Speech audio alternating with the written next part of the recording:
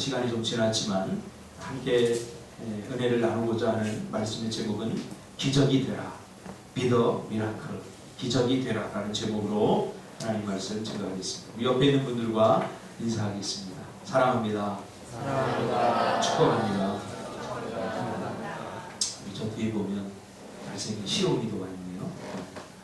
둘 중에 누가 여자친구인지 모르겠지만 없습니까? 저는 그냥 찍어봤어요. 여자로 왔으니까 여자친구에게 감사를 드리고요. 우리는 저번 주에 한 가정에 갑자기 불어닥친 고난은 축복의 땅인 베들레헴의 흉년이 들자 하나님의 권고하심이 없이 그 땅을 떠났기 때문이다 라고 우리가 말씀을 나눴습니다. 그러므로 우리는 하나님의 권고하심이 없이 움직여서는 안 되는 거죠. 기분과 상황, 기분 나쁘다고 함부로 움직이거나 또 상황이 좋지 않다고 또 흉년이 들었다고 함부로 움직여서 안 됩니다. 어떠한 일이 있더라도 하나님의 권고하심이 있어야 우리가 움직일 수 있게 되는 거죠. 오늘은 그러면 어떻게 하나님이 이 희망이 전혀 보이지 않는 상황에서 흉년을 피해서 떠났던 모압 땅에서 남편을 잃어버리고 두 아들을 잃어버리고 더 이상 희망이 보이지 않는 이 가정을 우리 표현대로 하면 이미 엎질러진 물을 어떻게 하나님께서 다시 담을 것인가? 여러분, 엎질러진 물을 다시 담을 수 있습니까? 없죠. 쏟아진 물은 다시 담을 수 없어요. 그러나 이 쏟아진 물, 이미 이 가정은 끝나버렸어요. 이게 끝이에요. 가정 해체입니다. 남편이 죽고 두 아들도 죽어버렸는데 이 가정이라고 하는 구성 요소가 다 사라져버렸어요. 이 희망 없는 가정, 이 절망 속에 빠져있는 가정을 하나님께서 어떻게 일으키시는지 우리는 오늘 그 과정을 한번 살펴보기를 원합니다. 회복은, 이 가정의 회복은 한 여인의, 이방 여인의 스치듯 들려준 하나님의 권고하심의 소리에서 시작되는 것을 보게 됩니다. 한 이방 여인이, 모압 여인이 뭐라고 그럽니까?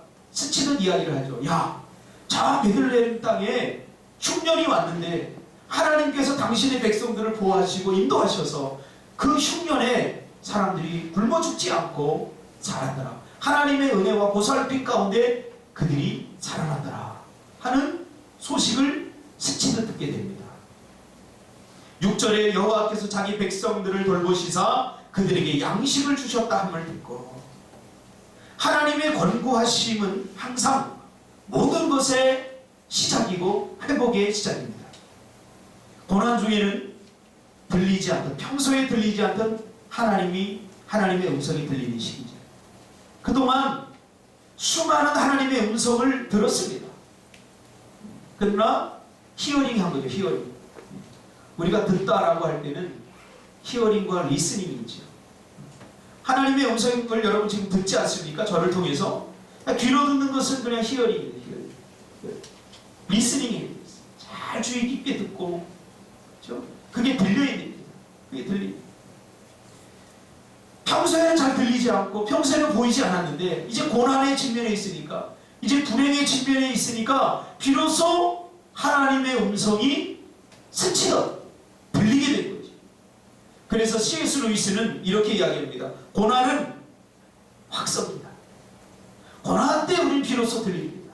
평소에는 잘 들리지 않습니다.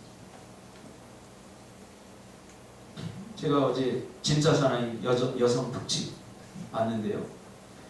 그 중에 한 멤버가 그래요. 야, 군대 오니까 하늘을 자주 보게 돼.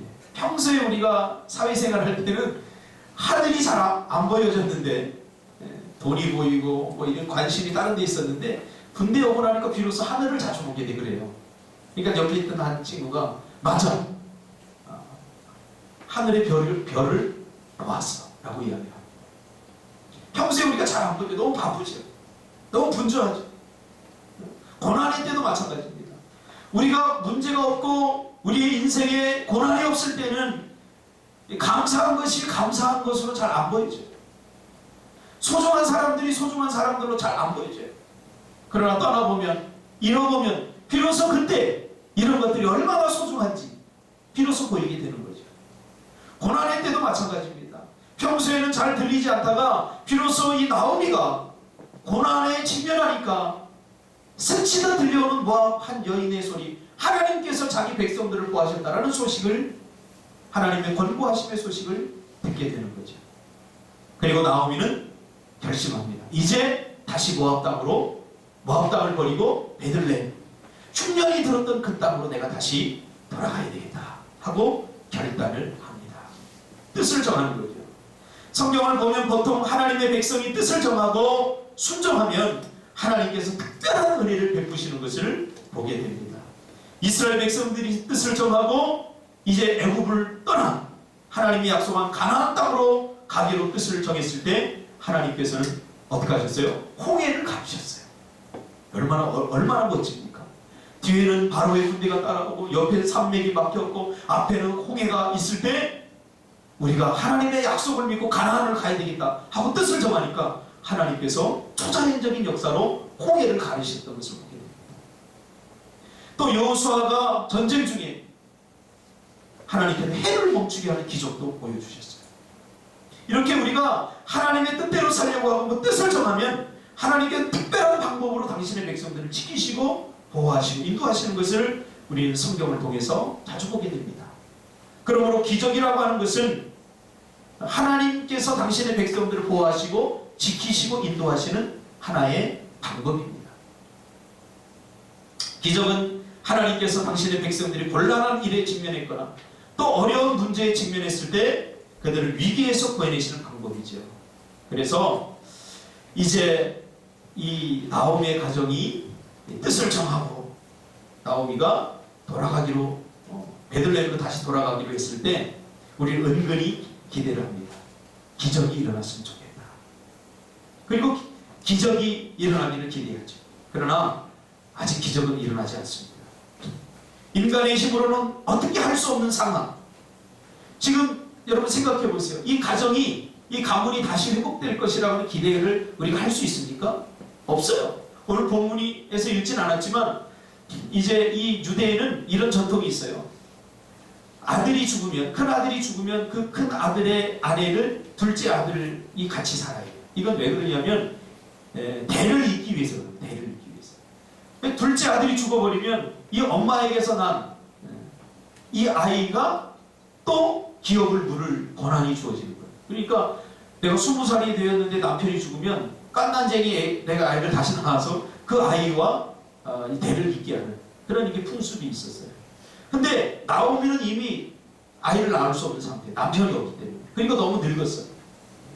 그러니까 기업을 물을 수 있는 이 가문이 더 이상 이 땅에 존재한다는 것은 불가능한 거죠. 불가능한 거예요. 이때 필요한 게 뭐예요? 기적이 필요하지 않습니까? 기적이라고 하는 것은 노희경 씨가 쓴 그 책에 보면 기적이라는 것은 설명할 수 없는 거다. 설명할 수 없는 거다. 인간이 할 수 없을 때 그때 신이 개입하는 거다. 그렇게 이야기를 하더라고요. 맞습니다. 지금 우리 인간이 어떻게 할 수 없어요. 이 가문은 여기서 이제 끝장이에요. 이때 하나님은 우리에게 기적을 베풀어 주는 거지. 누가 봐도 이때가 지금 홍해가 갈라져야 하고 태양이 멈춰져야 될 그런 시점이죠. 그러나 사람들의 간절한 바람과는 달리 아직까지는 기적이 이 가정에 일어나지 않습니다. 하나님은 기적으로 이 문제를 해결하려고 할 것 같지 않습니다. 기적이 아니면 해결될 것 같지 않은 상황에서 하나님은 기적을 베풀지 않을 때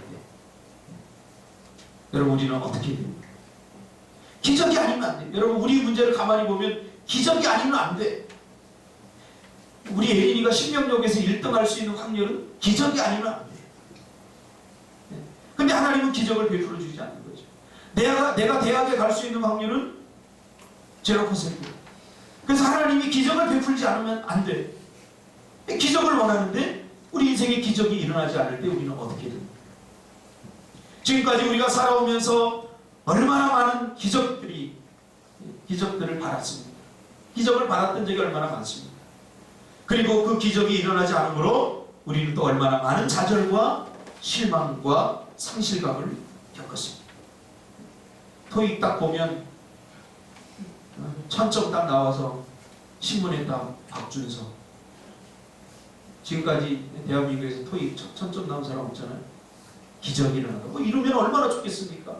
그러면 준석이가 제가 만점을 맞은 이유는요 하나님의 은혜입니다. 제가 꿈틀 교회에서 헌신하고 기도도 많이 하고 열심히 해서 하나님이 주신 은혜입니다. 이렇게 말하면 얼마나 좋겠습니까?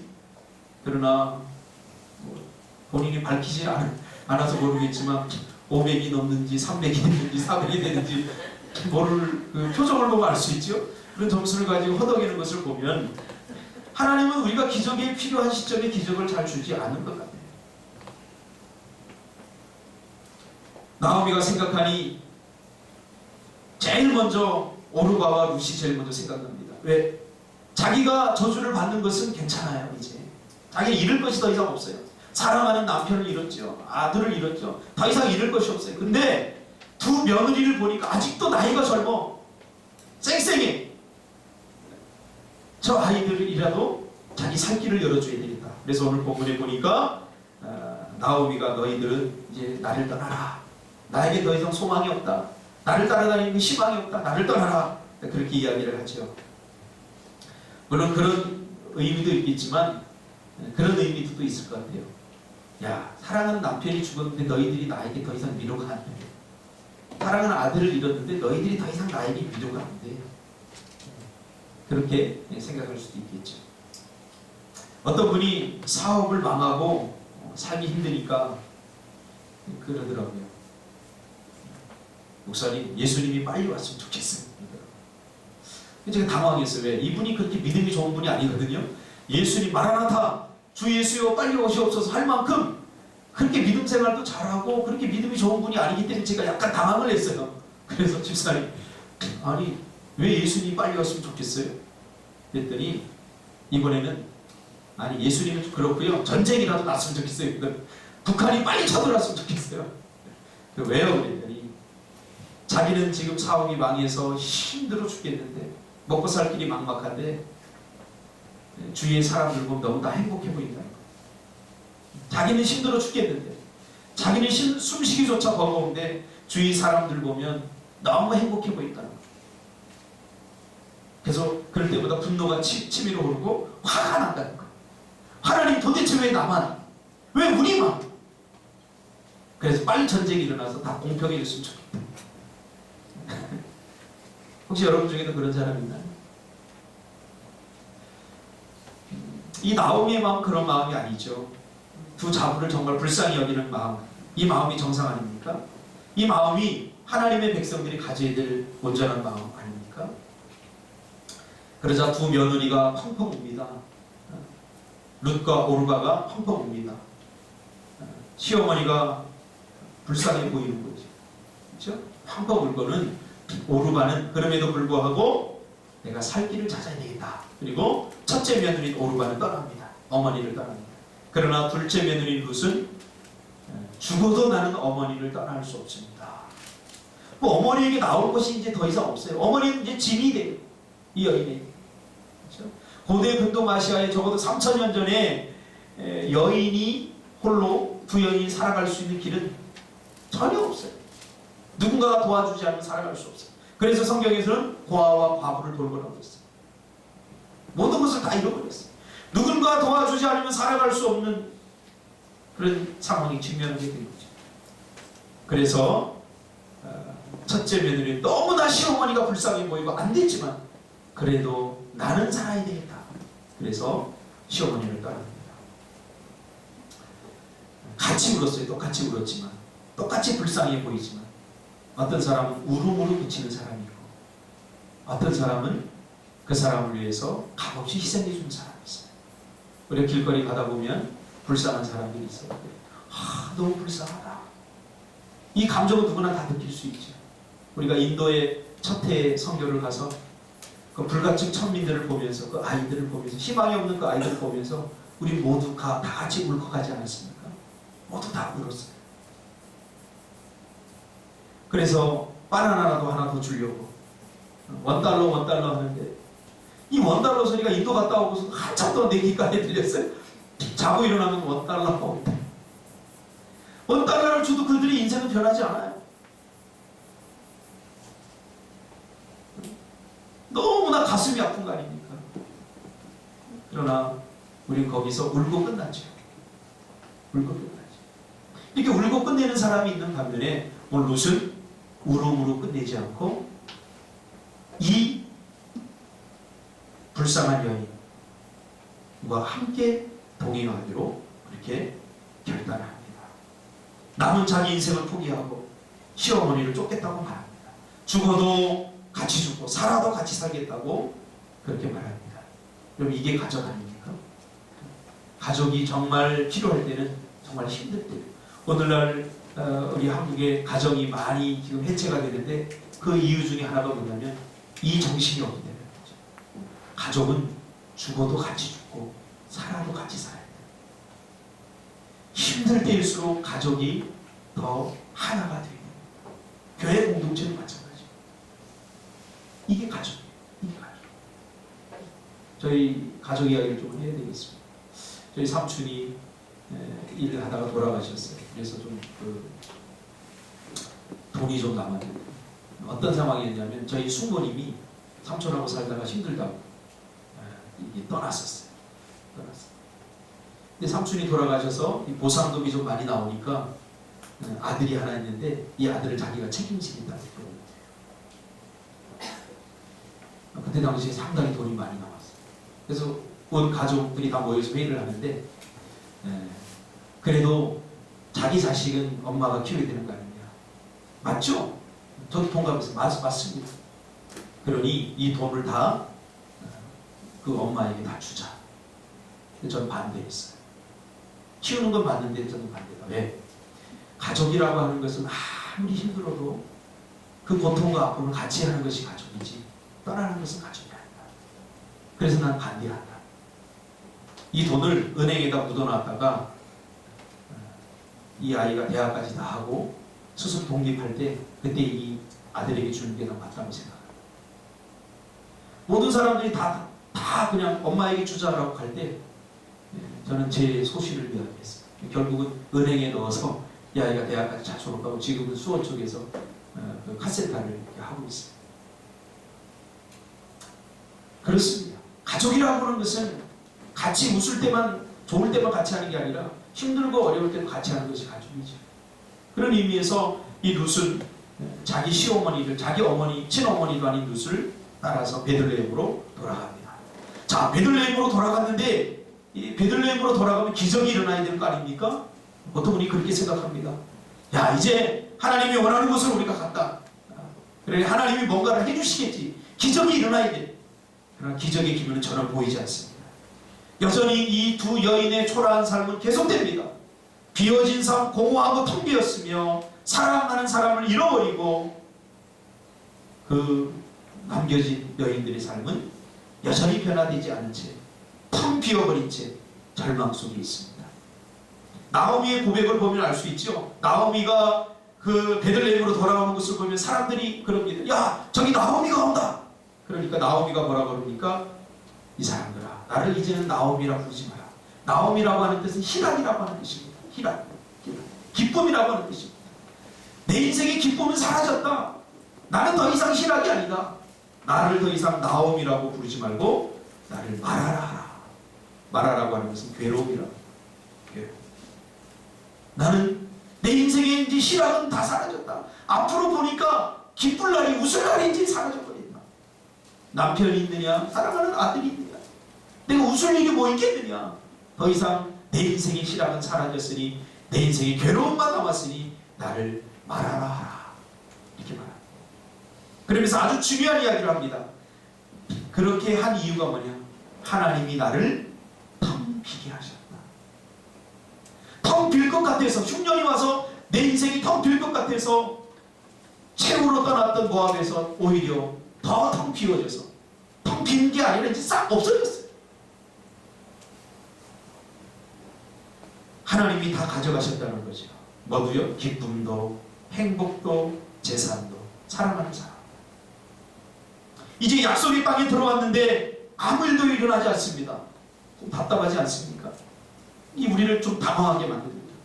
뜻을 정한, 성경에 보니까 뜻을 정할 때 하나님께서 기적을 베푸시고, 뜻을 정하고 돌아올 자에게 하나님께 큰 은혜를 베푸시는데, 오히려 이 나오미 가정만은 예외인 것 같습니다. 돌아왔는데도 아무런 일이 일어나지 않고 오히려 더 위기 속으로 빠져듭니다. 멀리 있을 때는, 모압에 있을 때는 베들레헴으로 가면 되겠다 했는데 베들레헴으로 돌아왔는데도 아무 일이 나지 않습니다. 그래서 당장 먹을 끼니를 걱정해요.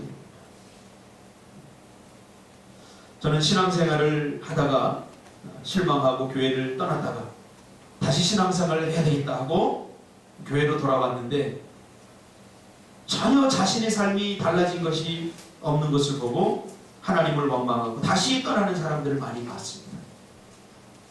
혹시나 해서 돌아왔는데 역시나 하나님은 나에게 은혜를 베풀지 않는구나. 그리고 떠나가는 사람들을 많이 봤습니다. 다시 돌아왔는데 적어도 끼니 정도는 해결해 줘야 되는 거 아닙니까, 하나님이? 그런데 끼니를 해결해 주기는커녕 이제 누군가 나가서 끼니를 해결할 수 있는 방도를 찾아야 돼요.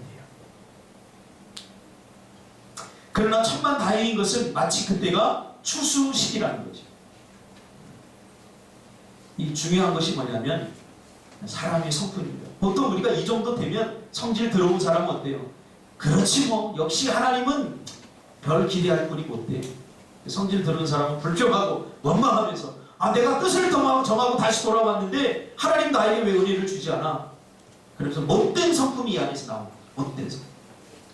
그러나 오늘 룻은 굉장히 온유하고 겸손합니다. 이때 하나님의 도우심을 전혀 받는 것 같지 않은 이때에도 뭐라고 그럽니까?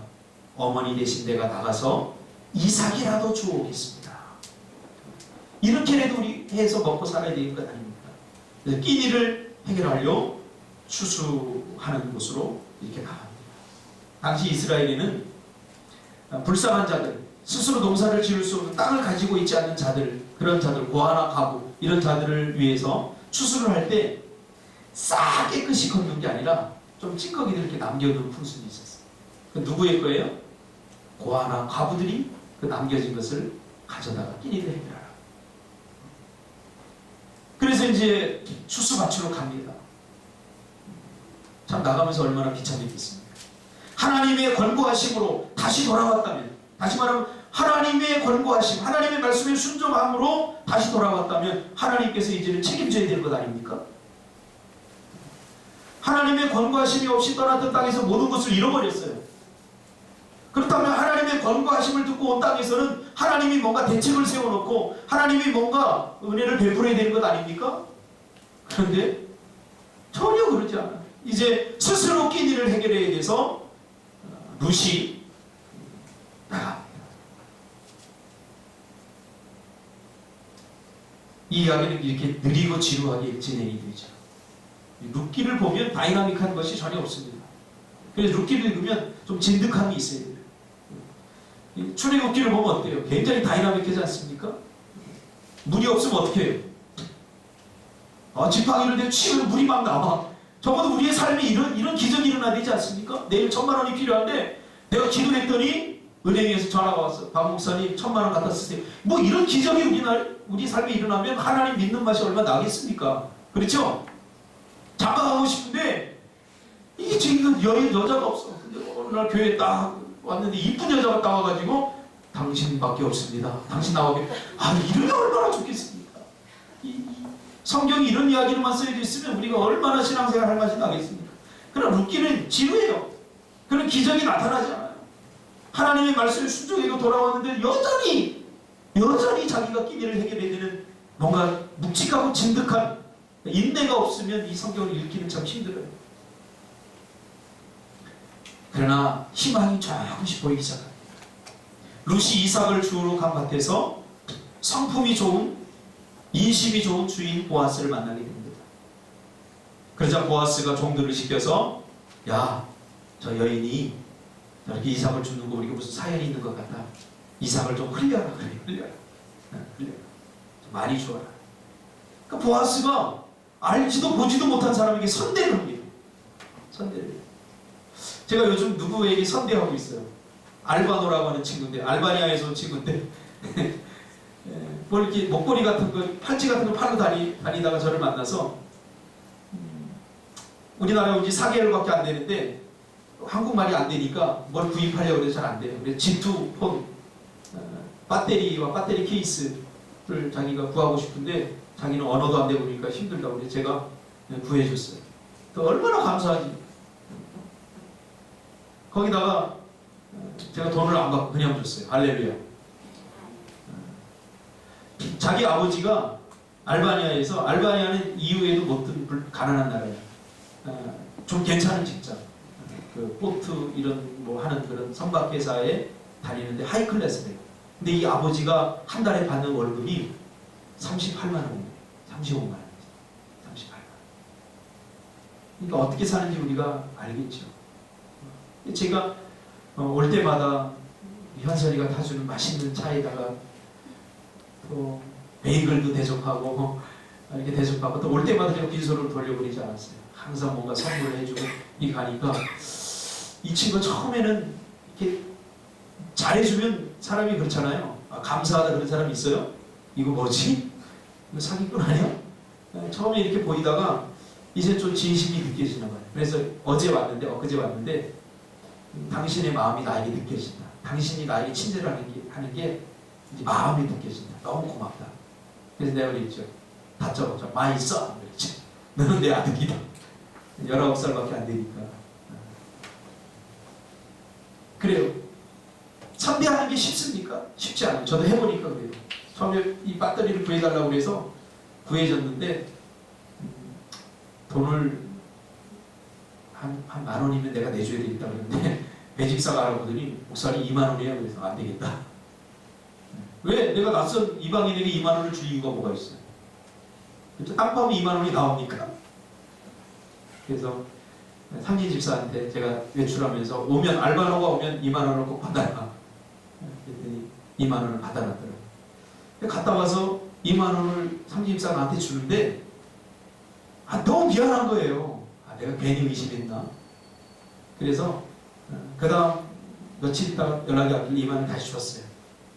그리고 배터리 이번에 케이스가 필요하다고 그래서 집사람하고 LG 서비스 센터에 가서 내가 직접 사줬어요. 카드.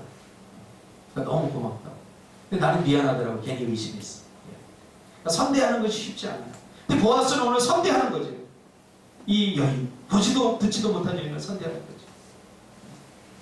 근데 더 안타까운 것은 뭐 까짓것 그렇게 선대해봤자 이삭을 주어봤자 팔자가 고쳐집니까? 운명이 바뀝니까? 하나님이 일하는 방식이 굉장히 답답해요. 좀 이 정도 결단하고 좀 돌아왔으면 하나님께서 뭐 진짜 놀랍게 기적을 베풀면 좋은데 겨우 이삭을 줬는데 보리 한 대박 정도의 보리에 뭐 하루 먹으면 끝날 만큼의 양을 겨우 주십니다. 하나님이 우리에게 응답을 주실 때도 비슷해요. 뭐 크게 주셨으면 좋겠는데 배세광 집사 컴퓨터 가게를 열었는데 막 월 매출이 1억? 그럼 얼마나 좋겠어요. 근데 겨우 헌금 내고 겨우 자기 용돈 쓰고 요 정도밖에 안 해요.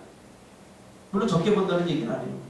많이 벌 때는 뭐 7, 800도 벌고 그러는데 벌면 뭐합니까? 다 나가는데 겨우 하나님이 굉장히 째째하신 것 같아요. 그렇게 생각할 수도 있어요. 하나님이 째째해 그럴 때 우리가 어떻게 합니까? 하나님 도움 필요 없어. 이제 내가 할 거야. 우리가 그러지 않습니까? 근데 룻은 그러지 않습니다. 계속 겸손하게 그 상황을 받아들이고 낮은 자의 모습으로 내일도 또 나가야지 이렇게 생각을 합니다. 그의 시어머니에게 돌아가서 자기에게 선대한 사람 이야기를 합니다. 묻지도 않고 작은 것에 감사했더니 보아스는 점점 더 이 여인에게 선대를 합니다. 처음에는 미리삽을 조금 더 떨어뜨리라 그랬더니 이번에는 어떻게 합니까? 종들에게 아예 곡식을 뽑아 단체 뽑아서 막 그냥 가져가게. 그 여인이 뽑는 거 힘드니까 종들에게 뽑아라. 그리고 점심을 먹을 때는 너희들이 싸간 도시락 떡 있잖아. 그거 꿀에 찍어 먹는 떡 그것도 같이 먹어. 그리고 언제든지 와서 물을 먹을 수 있도록 그렇게 하라. 작은 것에 감사하면 이 작은 감사는 절대 끝나지 않습니다. 오늘 우리 대한민국의 비극은 감사거리가 너무 많은데도 감사하지 않는다는 거예요. 여러분 감사하지 않습니까? 우리는 지금 맛집을 찾아 돌아다니는 이때에도 세계에서 제일 많이 죽는 죽음의 첫 번째 원인은 굶주림입니다. 20초에 한 명씩 굶주려서 죽어가고 있습니다. 우리 맛없다고 버리는 그 음식 아프리카로 이렇게 다 터져 아프리카로 갔으면 좋겠어요. 그러면 살아, 모두 살아. 그러나 그렇게 되지 않고 있어요. 왜 그렇습니까? 이게 뭐가 문제입니까? 이 경제의 문제가 아니에요. 경제 논리로 풀려고 그러면 안 돼요. 이 중에서 한 사람이 어려움을 당하면 우리 100만 원씩 모으면 한 사람 살릴 수 있어요. 근데 100만 원 아깝다고 내 창고에다가 들여놓는 거죠. 오늘 이 문제가 이 문제예요. 나는 너무 힘든데, 나는 너무 행복한데 내 행복을 저 사람에게 나눠주려고 하지 않아요. 나만 행복하면 되니까. 보아스는 달라요. 보아스는 너무 넉넉한데 이거를 지금 나눠주려고 하고 있잖아요.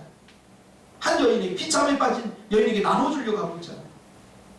룻기에서 흐르는 하나의 흐름이 있어요. 여호와께서 내가 행한 일에 보답하시기를 원한다. 보아스는 룻이 시어머니인 나오미에게 베풀었던 모든 그 선대함을 이미 들었어요. 이 여자가 보통 여자가 아니구나. 자기도 어려운데, 자기도 지금 어떻게 되는지 모르는 상황에서 그 시어머니를 향해서 절대적으로 헌신하고 충성하는 것을 보면서 이 보아스는 감동한 거죠. 그래서 결국은 어떻게 됩니까? 보아스와 룻이 딴딴딴딴 결혼하게 되므로 기업물을 짜. 이 보아스는 누구예요? 기업물을 짭니다. 이 엘리멜렉 가문이 다시 살아나게 되는 거죠. 다시 살아납니다. 자, 결국 해결이 됐죠. 그래서 이 보아스는 얼마나 부자입니까? 한 번에 모든 문제가 해결됐습니다. 기적으로 해결됐습니까? 아닙니다. 기적으로 해결된 것이 아니죠. 우리 삶에서 일어나는 대부분의 문제는 우리의 바램과 달리 반드시 기적이 아니더라도 해결될 수 있는 것이 대부분입니다. 어제 청년들과 브루스 마이티라고 하는 영화를 보았습니다.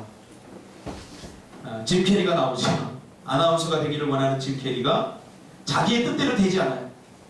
그래서 하나님을 저주합니다. 그러자 하나님께서 그에게 신적인 능력을 줍니다. 그래서 믿어지지 않았던 일들이 일어나죠. 믿어지지 않으니까 자기에게 정말 신적인 능력이 있나 시험을 합니다. 그래서 식당에 들어가서 수프가 나왔는데 수프가 갈라지라고 합니다. 홍해가 갈라지듯이 수프가 갑자기 뿅 갈라집니다. 아침에 출근하려고 보면 차가 다 찌그러진 똥차예요. 근데 딱 타니까 차가 최고급차로 변합니다. 그래서 딱 출근하려고 하는데 길이 너무 막혀서 이제 늦게 생겼어요. 그러니까 딱 하니 차들이 갑자기 홍해 갈라지듯이 쫙 갈라집니다. 능력이 생긴 거죠. 근데 그 능력을 가진 동시에 이제 그 능력을 베풀어야 되는 거죠. 사람들의 기도 소리가 계속 들립니다. 귀찮으니까 기도 소리가 뭘 하려고 그러면 기도 소리가 들려요. 사람들이 기도하는 소리. 그러니까 이걸 어떻게 해결할까 하다가 컴퓨터에 입력하면 좋겠다. 그래서 컴퓨터에다 일일이 입력을 하면 이제 기도 들어줘야 되냐 안 들어줘야 되느냐, 들어줘야 되는 건 예스 누르면 되고 안 들어줘야 되는 건 노 누르면 된다. 입력해놨는데 이거 보는 것도 귀찮아요. 그래서 프로그램에 모든 기도는 다 예스, 다 응답되는 걸로 다 해버려요. 모든 사람들의 기도가 다 응답되면 행복할 것 같지만 난리가 납니다. 복권이 맞았는데 뭐 수십만 명이 맞아갖고 복권 1인당 17달러밖에 안 들어가요. 그냥 난리가 나는 거예요. 모든 사람의 기도가 다 들어지면 다 될 것 같았는데 오히려 지금 세상에 난리가 난 거예요. 모든 사람의 기도가 다 들어짐으로 인해서 세상에 난리가 난 거죠. 그러자 짐 캐리가 하나님을 만나서 따집니다. 뭐라고 따집니까? 나는 그들이 원하는 것을 주었을 뿐인데 세상은 왜 이러죠? 나는 그들이 원하는 것을 주었을 뿐인데 세상은 왜 이러죠? 그러자 하나님은 이렇게 이야기합니다. 너는 그들이 뭘 원했는지 모르면서 주지 않았느냐. 그러면서 수풀을 가르는 것은 기적이 아니다. 그것은 마법이다. 그러면서 이런 이야기를 합니다. 진정한 기적은 두 개의 직장을 가지고 있는 한 과부가, 한 여인이 바쁘고 지친 일상 속에서 자기 아이를 데리고 그 아이가 그토록 원하는 축구장에 데리고 가는 것이 기적이다. 지극히 자기밖에 모르는 10대가 다른 사람을 위해서 헌혈을 하는 것이 기적이다. 뭐 수풀을 가르고 뭐 차를 이렇게 해서 하는 것은 그건 기적이 아니라 그 마법이라는 거죠. 진정한 기적을 자기밖에 모르는 이기적인 시대가 누군가 다른 사람을 위해서 환혈하는 것이 진정한 기적이다. 그러면서 이런 이야기를 합니다. 사람들은 내가 그들을 위해서 일해주기를 원하지만 그들은 그 힘을 자신들이 가지고 있다는 것을 자각하지 못해요. 하나님이 그런 이야기를 합니다. 저는 이 말에 너무 감동을 받았어요. 하나님이 사람들은 그러니까 사람들은 하나님이 사람들을 위해서 일해주기를 원하지만 사람들은 그 힘이 자신에게 있다는 것을 자각하지 못한다는 거죠. 기적이 보고 싶나? 그러면 자네가 기적이 되게 그렇게 이야기합니다. 기적이 보고 싶으면 자네가 기적이 되라. 결국 하나님은 한 가정의 위기를 어떻게 극복하게 하셨고 해결해 주셨습니까? 초자연적인 이 마법적인 기적이 아니라 한 사람이 또 다른 한 사람에게 어떻게 대하느냐, 그 대하는 자세와 태도를 통해서 이 문제를 해결해 주는 거죠. 다시 말하면 곤궁에 빠진, 어려움에 빠져있는 늙고 병든 여인을 위해서 스스로 누가 강요하지 않았는데 스스로 자발적으로 자신이 기적이 되어주므로, 그렇죠? 이걸 성경에서 인애라고 합니다. 인애. 그러니까 하나님은 그렇게 스스로 자발적으로 누군가를 위해서 헌신한 그 여인에게 보아스를 만나게 하죠. 보아스를 만나게 해서 또 이유 없이 도움을 받게 합니다. 이것이 인애입니다. 좀 더 나은 자가 그렇지 못한 약한 자에게, 그가 곤궁에 빠져 있을 때, 힘들고 어려운 상황에 직면했을 때 자발적으로 보이는 충성과 사랑. 약한 사람이 강한 사람에게 충성하는 건 누구나 다 할 수 있어요. 왜? 힘이 있기 때문에. 그러나 강한 사람, 그러지 않아도 되는 사람이 약한 사람에게 자발적으로 충성한다는 것은 불가능하죠. 그러나 그렇게 하는 것이 오늘 성경에서 말하는 인애입니다. 굳이 하지 않아도 되는데 그 사람을 위해서 베푸는 헌신과 희생. 여러분, 우리가 하나님으로부터 부름받은 이유가 이런 이유 아닙니까? 우리들 없다고, 빈궁하다고, 나는 안 된다고, 할 수 없다고, 나 같은 것이 뭐를 할 수 있냐고 말하지만, 그러나 하나님은 우리에게 이미 누군가에게 기적이 될 수 있는 힘을 다 주셨어요. 저는 그렇게 생각합니다. 알바노라고 하는 저 알바니아 땅에서 이 땅에 와서, 아무도 모르는 이 땅에 와서 뭔가가 필요할 때 제가 베푼 작은 거지만 그의 표정을 보면서 저는 뭔가 이 가슴에 뭉클함을 느꼈어요. 아무것도 아닌 돈 10,000원, 20,000원이지만 그 작은 선대가 저 아이의 외로움을 달래고 있다는 그런 느낌을 제가 받았어요. 그래서 계속 와요, 귀찮게. 어제는 왔는데 좀 귀찮더라고요. 내가 교회에 있다가 좀 쉬려고, 밥 먹어서 시큰둥이면 쉬려고 이렇게 딱 가서 TV 딱 들고 내가 좋아하는 축구를 보면서 딱 이제 나만의 시간을 즐기려고 하는 그 순간에 현선이한테 전화가 왔어요. 목사님, 알바노 왔어요. 선대하는 것이 결코 쉽지 않습니다. 굳이 이렇게 이야기해도 돼요. 아, 목사님 없다 그래라, 이렇게 이야기해도 되는데 왔어요.